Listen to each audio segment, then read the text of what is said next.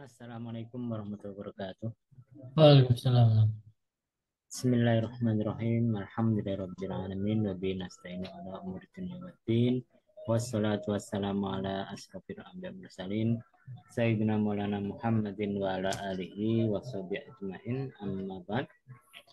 Qala al-musannif rahimahullah wa nafa'ana bihi wa bi ulumi fid dharain. Amin ya rabbal alamin. Jadi sekarang kita mau ngaji kitab namanya kitab Sulam Taufik ya. Nah, Sulam Taufik. Sudah. Ini sarahnya, Mas. Kak Sarah. Surroh itu sarahnya. Jadi pengarangnya itu siapa? Pengarangnya adalah Abdullah bin Husain bin Tohir Al-Alawi Al-Hadrami. Ini masih saudaranya pengarang kitab itu loh. Sulamul Munajat. Sapinatus Sholah. Maaf.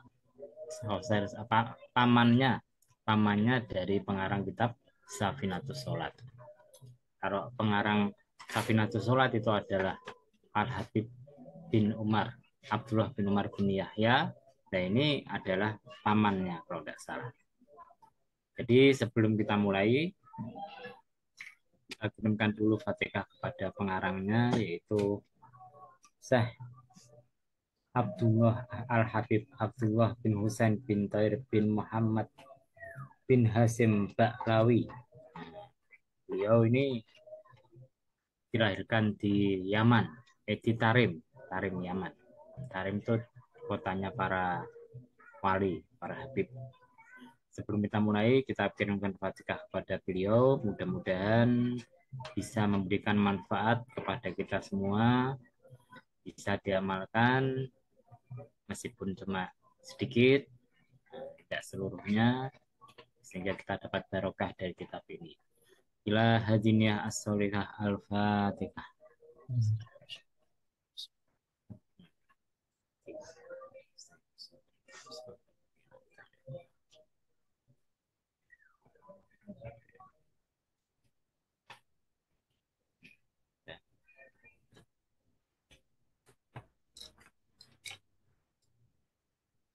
Jadi pengarang ini ada Habib.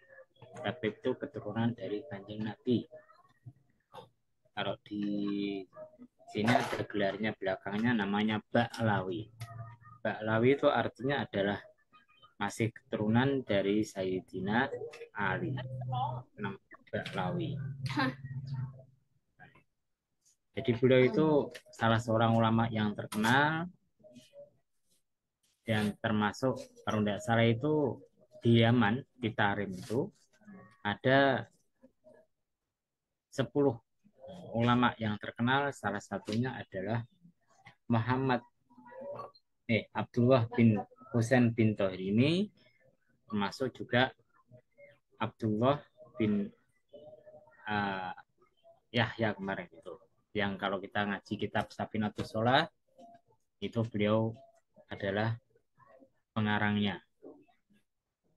Jadi kalau kita baca ya, Anda bisa lihat di Wikipedia atau yang lainnya. Kita karena ngaji kilatan ya kita cepat-cepatan saja. Jadi beliau itu umurnya dikasih umur agak panjang, sekitar 81 tahun. Meninggal dunia baru. Jadi panjang sekali. Beliau termasuk seorang ulama yang terlibat aktif dalam kembangannya ya apa namanya ya. Jadi pada waktu itu di Tarim itu ada namanya semacam dinasti Yafi.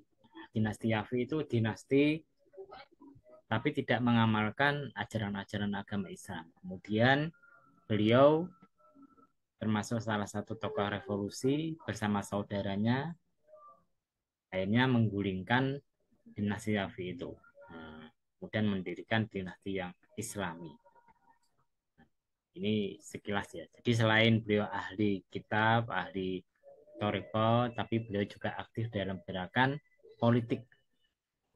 Jadi apa namanya orang Islam itu selain ngaji, selain apa namanya mempelajari ilmu agama Islam, memang harus ada sebagian yang berpolitik, sehingga nanti bisa menjamin kebebasan kita sebagai umat Islam beribadah, menjamin kita bisa beramaliyah seperti ini. Kalau misalkan tidak ada orang Islam yang berpolitik, wah kasihan, hancurlah, nah, hancurlah apa namanya umat Islam nanti. Jadi harus ada yang berpolitik. Karena pengaruh politik itu besar sekali. Contohnya gini, contohnya dulu Irak. Nah, Irak itu adalah kelompok Ahlus Sunnah wal Jamaah. Sunni, kebanyakan adalah orang-orang Sunni. Tapi kemudian ketika politik itu dikuasai oleh dinasti Fatimiyah itu Syiah, maka akhirnya orang-orang Sunni Ahlus-Sunnah Jamaah itu terkekang, tidak bisa bebas menjalankan amaliyahnya karena pemerintahnya adalah pemerintahan apa namanya Syiah. Yang lebih parah lagi contohnya Spanyol. Nah, Spanyol itu kalau zaman dulu yang terkenal adalah Andalusia. Kalau Anda pernah mendengar apa namanya Ibnu Rus, pengarang kitab Bidayatul Mujtahid, itu dari Andalusia. Nah, beliau itu di Andalusia Spanyol dulu itu gudangnya para ulama. Karena dibuka oleh seorang apa namanya Al-Fatih. Jadi dari apa namanya dinasti mana kalau tidak salah dari Bani Ma'awiyah, kemudian dia itu karena kalah dalam pergerakan kekuasaan, dia apa namanya hijrah ke Spanyol, Andalusia, membuka Spanyol sehingga menjadi kota Islami, banyak ulama di sana. Tapi ketika terjadi perang salib dan orang-orang Islam kalah, maka orang Islam dikasih dua pilihan, keluar dari Spanyol atau tetap di Spanyol tapi tidak boleh menjalankan amaliyah Islam, termasuk namanya tidak boleh Islami, termasuk apa namanya pelajar sekolahnya tidak boleh diajari agama Islami. Itu tidak ada satu abad sudah hilang orang Islam di sana itu. Ini masalah politik ya. Jadi kita kembali, tapi tidak semua ulama berpolitik. Nah, kalau ada yang harus berpolitik, ada yang menjadi politik. Kalau saya termasuk yang kurang suka politik ya. Jadi kita teruskan, kita mulai bukan dari halaman ini. Ini apa namanya pembukaan ke atas masuk ke atas. Ke bawah kok ke atas ke bawah maaf. Ini mukadimah pentah ke kitab. Terus bawah lagi. Nah, ini masih manuskripnya terus ke bawah. Nah, ini Mas Rusran mana kok ada? Iya Pak, kayaknya ketiduran ya. Ya terus. Nah, ini Mas apa ini? Tubagus Aku. Agung. Iya. Terus ke bawah lagi.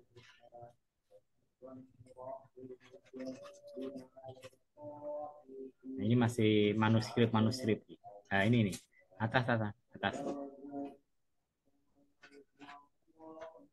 Iya. Terus, nah, atas lagi. Ya, lagi. Ya.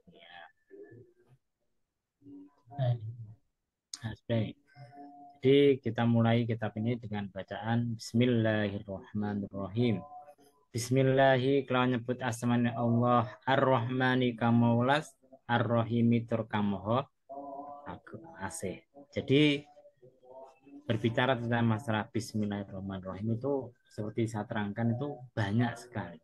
Nah, dalam kesempatan kali ini saya membahas masalah khasiat saja.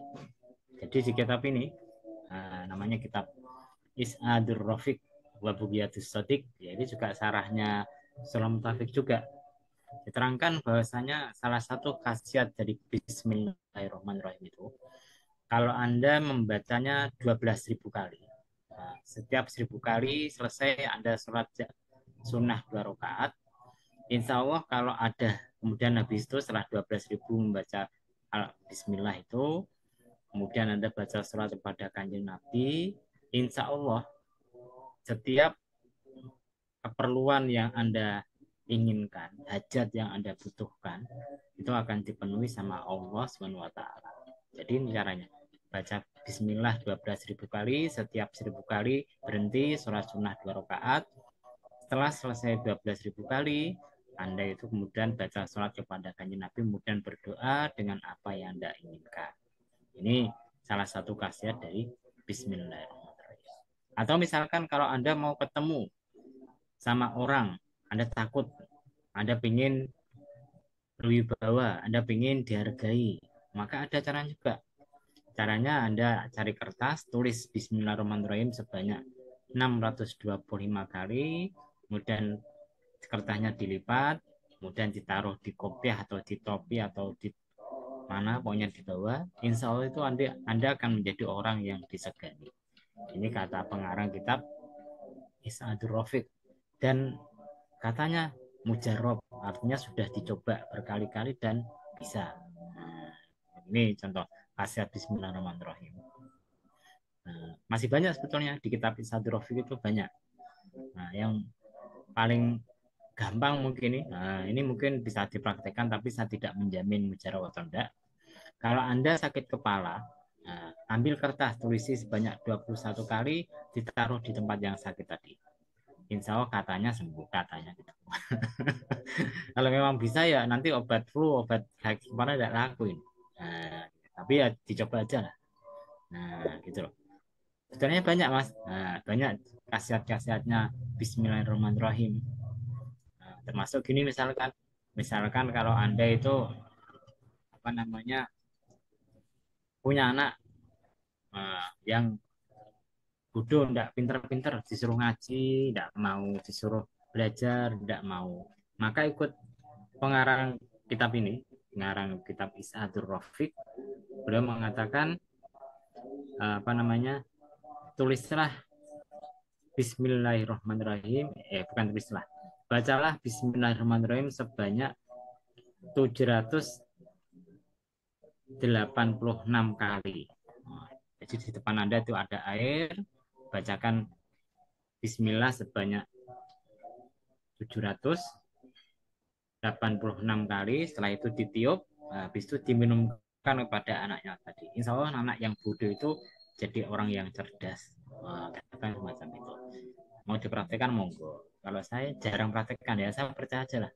Nah, karena yang baca itu orang soleh. Kalau yang baca saya itu ya belum tentu manjur. Nah, kan semuanya tergantung yang baca, gitu loh. Nah, contoh semacam orang masak. Kalau orang masak itu yang masak apa namanya ahli koki, meskipun bahan-bahannya tidak enak jadi enak, nah, ya toh. Karena yang masak ahli. Berbeda kalau yang masak orang tidak pintar masak semacam saya, meskipun banyak nomor satu semua ya jadinya tidak karuan karena bukan ahli masak. Sama dengan bacaan dikir-dikir semacam itu dan khasiatnya. Kalau yang baca itu adalah orang yang soleh dekat sama Allah Subhanahu Wa Taala, ya insya Allah gampang lah. Nah, apa namanya bermanfaat, bisa apa namanya mujarab tadi, bisa bermanfaat tadi. Tapi kalau yang nulis tidak soleh meskipun banyak ya kurang lah, kurang afdol dan kurang apa namanya kurang bermanfaat. Kita teruskan. Jadi itu sekilas tentang Bismillahirrahmanirrahim. Kalau dulu sudah pernah tak terangkan, kalau ingin lebih mendalam lagi, bacalah kitab namanya Tafsir Bismillahirrahmanirrahim. Kita teruskan bawahnya mas. Nah, terus ini kan Bismillah. Alhamdulillah. Nah, yang bawahnya itu namanya taklik. Taklik itu artinya catatan kaki. Kalau Anda punya kemampuan bahasa Arab silahkan dibaca sendiri. Alhamdulillah utais kabeh puji lillahi kepada Allah. Rabbil alamina kang mengerani alam kabeh. Jadi segala puji kita sampaikan kepada Allah, Tuhan semesta alam. Jadi alam itu banyak. Ada alam jin, ada alam manusia, ada alam malakut, dan lain-lain sebagainya. Tidak bisa dihitung ya, tahu hanya Allah Subhanahu wa Ta'ala. Jadi berdasarkan ayat ini, maka kemungkinan besar ada namanya alien. Alien kan di dunia lain, di tempat di planet yang lain. Kenapa? Karena ada Rabbul Alamin, Tuhan semesta alam. Alam itu ini jamak dari ini bukan jamak ini. Ini namanya isim jamak. Kenapa? Karena alam itu artinya kumpulan makhluk yang punya akal, macam alam jin, alam malaikat, alam manusia. Nah, itu namanya kumpulan orang-orang atau makhluk yang punya akal semua. Jadi kalau kita lihat ayat ini tafsir bebas ya. Nah, kalau Anda tanya mana dasar hadisnya, mana Quran, ya tidak ada. Ini namanya penafsiran secara bebas. Kalau kita tafsirkan secara bebas, berarti alien itu mesti ada. Cuma kita tidak tahu. Karena apa namanya di alam semesta ini banyak planet-planet yang memiliki ciri khas hampir mirip dengan bumi. Meskipun ada perbedaan sedikit, jadi ada kemungkinan ada makhluk di sana.